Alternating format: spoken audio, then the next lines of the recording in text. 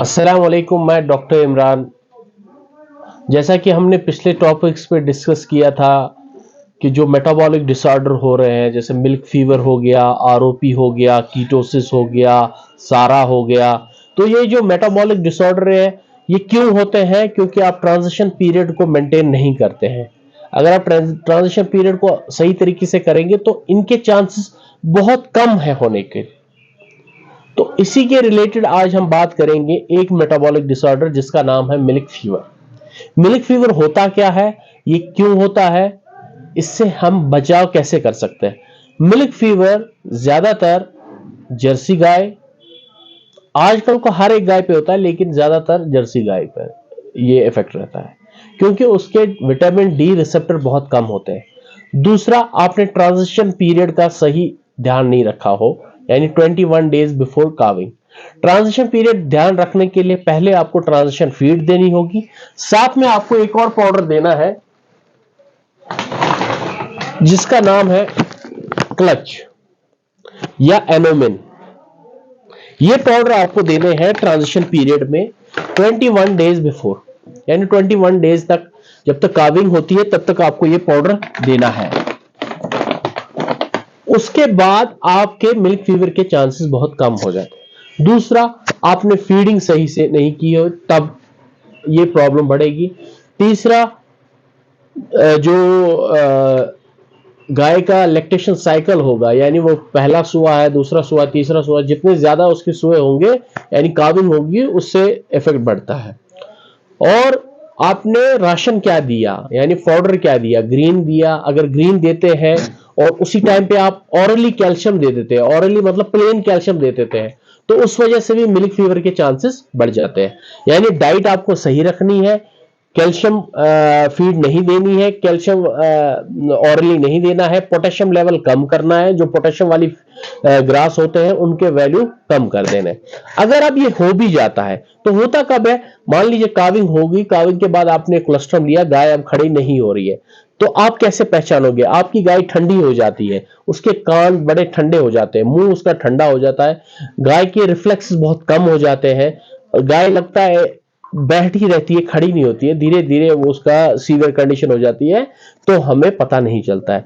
अगर आपको पता चले इंस्टेंटली आपकी काविंग हो रही है, गाय थोड़ी सुस्त लग रही है, तो आपको इंस्टेंटली आयोनिक कैल्शियम देना है। जैसे ये है कैल्सीमेस्ट है, फोर्टिजेल है, कैलरेज है, ये आपको इंस्टेंटली उनको पिला देना है काविंग के बाद, ताकि आपका मिल्क फीवर के चांसेस बहुत कम हो जाए।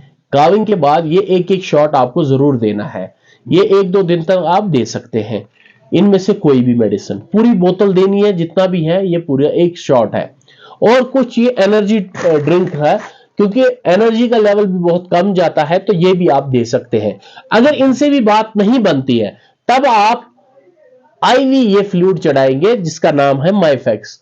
ये कैल्शियम बोरोग्लूकोनेट है प्लस मैग्नीशियम है। तो ये सब तब देना है, ये वाली बोतल तब देनी है जब ये काम ना करे। इंस्टेंटली आप काविंग के बाद जैसे ये वाली ये कैल्सिमस दे सकते हैं, कैलराइज दे सकते हैं, फोर्टजेल दे सकते हैं, ये ऊर्जा बूस्ट दे सकते हैं, एनाडाइना दे सकते हैं।